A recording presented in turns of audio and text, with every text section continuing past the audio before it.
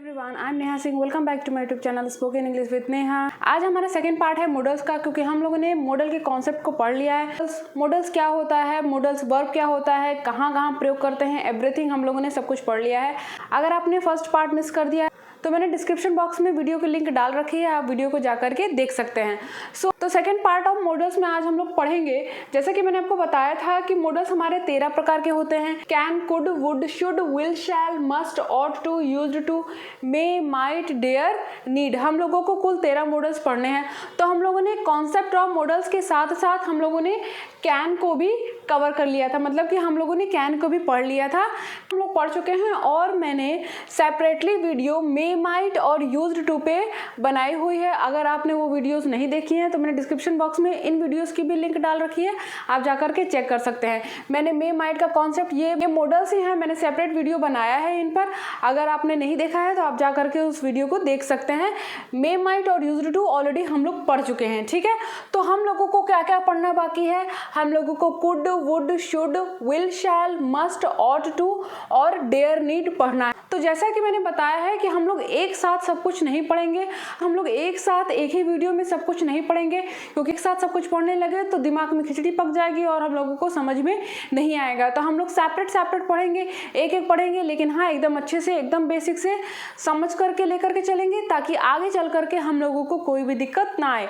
तो आज हम लोग पढ़ने जा रहे हैं कुड, वुड, क्योंकि हम लोगों को कुड, वुड साथ में ही पढ़ना है, ठीक है। कुड, वुड हम लोग साथ में पढ़ेंगे। एक्चुअली देखा जाए तो कुड, शुड और वुड साथ में ही पढ़ना चाहिए, बट अगर साथ में पढ़ने लगेंगे तो वही हो जाएगा कि वीडियो लंबी हो जाएगी।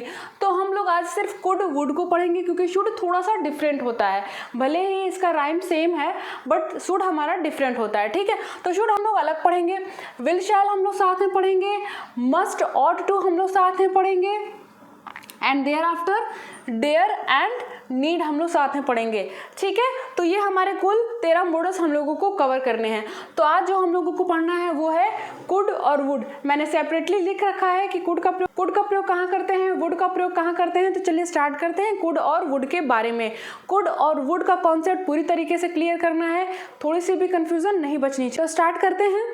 कुड का प्रयोग कहाँ करते हैं, जैसा कि मैंने यहाँ पे लिखा है, कैन का पास्ट होता है, मतलब कैन का जो पास्ट फॉर्म होता है वो होता है कुड, ठीक है। कैन के पास्ट के लिए हम लोगों को कुड का प्रयोग करना है। अलॉन्ग विद दैट आप सका, सकी या फिर पाया, पाई अगर किसी वाक्य के अंत में पाते हैं तो भी हमें कुड का ही प्रयोग करना है। जैसे कि अगर मैं आपको बोलूँ कि मैं उसकी मदद नहीं कर सकी, मैं उसकी मदद नहीं कर सकी, वाक्य के अंत में क्या आया है, सकी, ठीक है। तो यहाँ पे हमें कुड का प्रयोग करना है।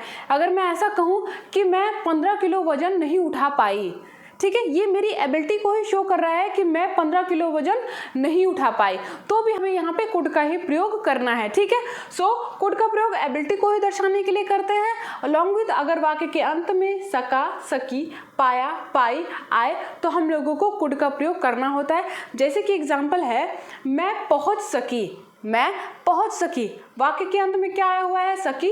सो आई कुड रीच। एक और बात, जब भी हम कुड हमारा जब हेल्पिंग वर्ब होता है तो उसके बाद जो हमारी मेन वर्ब होती है वो हमेशा फर्स्ट फॉर्म में ही होती है, ठीक है। Okay, so I could reach, ये हमारा सेंटेंस हो जाएगा।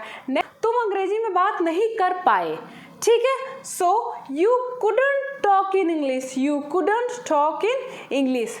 समझ में आ रहा है सेंटेंस। आगे बढ़ते हैं।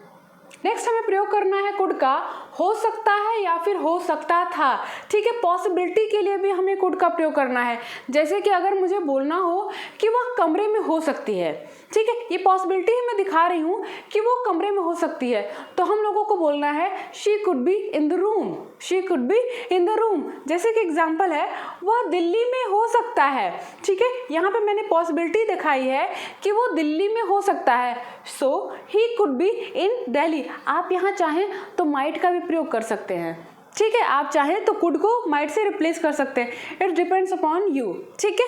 नेक्स्ट है हमारा वह सही हो सकता है, ठीक है, ये भी हमारी पॉसिबिलिटी को ही दर्शा रहा है। So he could be right, he could be right, हो सकता है, वह सही भी हो सकता है, ठीक है, ही कुड बी राइट।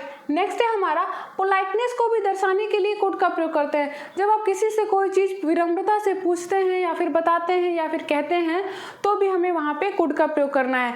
जैसे कि अगर मैं आपसे बोलूँ क्या आप मेरी मदद कर सकते हैं, क्या आप मेरी मदद कर सकते हैं? So could you help me, क्या आप मेरी मदद कर सकते हैं? कुड यू हेल्प मी, कैसे, क्या आप मेरा एक काम कर सकते हैं? So could you do me a favour, could you do me a favour. ऐसा सेंटेंसेस तो आप सुनते भी होंगे और बोलते भी होंगे, ठीक है।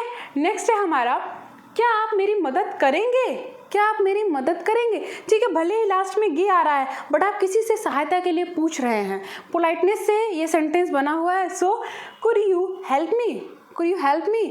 नेक्स्ट है स्पीच, जो नरेशन होता है, डायरेक्ट स्पीच, इनडायरेक्ट स्पीच, जो हमारा इनडायरेक्ट स्पीच होता है वहाँ पे हमें कुड का प्रयोग करना है। सीधे सीधे समझिए कि जब आप किसी की बात को सुन करके किसी और को बताते हैं उसकी बात, तो वहाँ पे हमें कुड का प्रयोग करना है। जैसे कि एग्जांपल लेते हैं, मैंने संजना से कहा मैं दिल्ली जा सकती हूँ, मैंने संजना से कहा मैं दिल्ली जा सकती हूँ, ठीक है। तो मैंने कहा I can go to Delhi, ठीक है, आई हैव सेड दिस। मैंने, अब संजना ने रंजना से कहा कि वह दिल्ली जा सकती है, तो Sanjana said she could go to Delhi. Clear है? एग्जाम्पल से और समझते हैं। रीना ने कहा वह प्रथम पुरस्कार जीत सकती है। रीना ने किसी और से कहा कि वह प्रथम पुरस्कार जीत सकती है। So Reena said she could win first prize. Reena said she could win first prize. Could का कॉन्सेप्ट समझ में आया? कहाँ कहाँ कुड का प्रयोग करते हैं, किन जगहों पे हमें कुड का प्रयोग करना है? बहुत ही सिंपल से, बहुत ही बेसिक तरीके से मैंने आपको समझाया है। अगर आपको थोड़ी सी भी दिक्कत हुई हो तो आप मुझे कमेंट बॉक्स में ज़रूर पूछिएगा, मैं आपको जवाब ज़रूर दूंगी। नेक्स्ट आते हैं वुड पे। वुड भी कहा जा सकता है कि विल का पास्ट होता है, विल का ही पास्ट हमारा वुड होता है। जब वाक्य के अंत में गा, गी, गे आए तो हमें वुड का प्रयोग करना है, ठीक है। ये तो बताने के लिए है ही। साथ ही साथ जब किसी वाक्य में क्या आप करके सवाल पूछते हैं प्लस कृपया लगाते हैं तो भी हमें वहाँ पे वुड का प्रयोग करना है।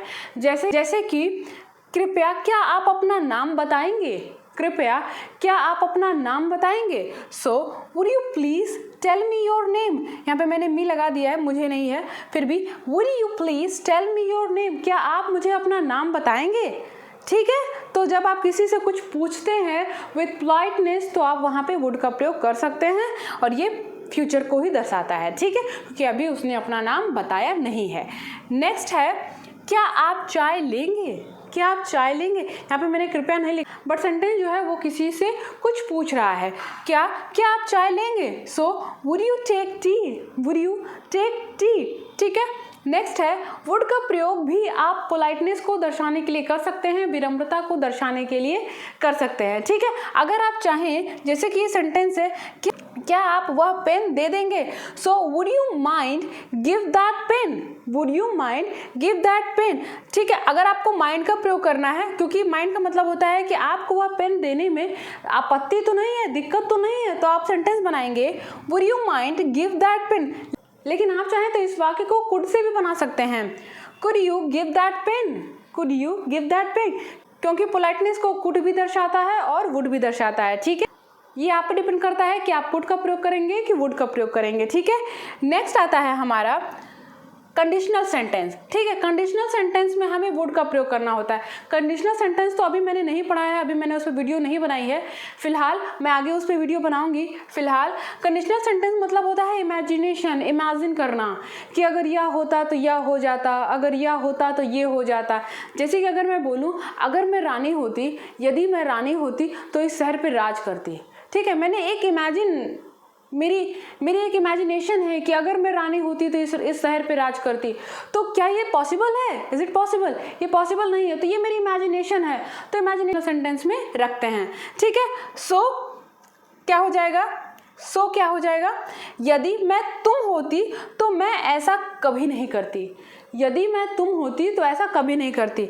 So if I were you, तुम होती, इफ आई वर यू तो मैं ऐसा कभी नहीं करती, ठीक है। I would never do like this, ये पास्ट को ही दर्शा रहा है कि ये काम हो चुका है, मैं यह काम कभी नहीं करती, तुमने ऐसा कर दिया है, बट अगर मैं होती तो मैं वैसा कभी नहीं करती। तो क्या हो जाएगा, if I were you I would never do like this. Clear? एक और एग्जाम्पल लेते हैं कि यदि मैं सुंदर होती तो अभिनेत्री बन जाती, यदि मैं सुंदर होती तो अभिनेत्री बन जाती। If I were beautiful I would be an actress, I would be an actress. समझ में आ रहा है वाक्य? नेक्स्ट स्पीच में से डायरेक्ट इनडायरेक्ट नरेशन, सीधी सी बात कि जब आप किसी की बात को सुन करके किसी और को उसकी बात बताते हैं तो जहाँ पे उसने विल का प्रयोग किया है वहाँ पे आपको वुड का प्रयोग करना है।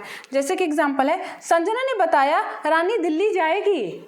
संजना ने बताया रानी दिल्ली जाएगी। So Sanjana told Rani would go to Delhi. Rani would go to Delhi. ठीक है, द टॉपिक फॉर टुडे। आगे हम लोग पढ़ेंगे शुड को या फिर विल शैल को, या फिर शुड विल शैल, हम लोग तीनों एक ही दिन कवर कर लेंगे। अगर आपको ये टॉपिक समझ में आई हो मुझे कमेंट बॉक्स में ज़रूर बताइएगा कि ये टॉपिक आपको कैसा लगा। ऐसे ही ग्रामर के और भी टॉपिक्स आगे हम लोग पढ़ने वाले हैं। तो अगर ये वीडियो आपको थोड़ी सी भी हेल्पफुल लगी हो तो वीडियो को लाइक ज़रूर कीजिएगा, और ऐसे ही आगे टॉपिक्स पढ़ने के लिए चैनल को सब्सक्राइब करना बिल्कुल भी मत भूलिएगा। डू सब्सक्राइब माई चैनल और सब्सक्राइब करने के बाद एक बेल आइकन आता है उसे ज़रूर प्रेस करिएगा, क्योंकि जब तक आप प्रेस नहीं करेंगे उस बेल आइकन को तब तक आपको वीडियो की नोटिफिकेशन नहीं मिलेगी। बेल आइकन को जरूर प्रेस करिएगा। मिलते हैं हम लोग नेक्स्ट वीडियो में, तब तक keep practising. Thanks for watching.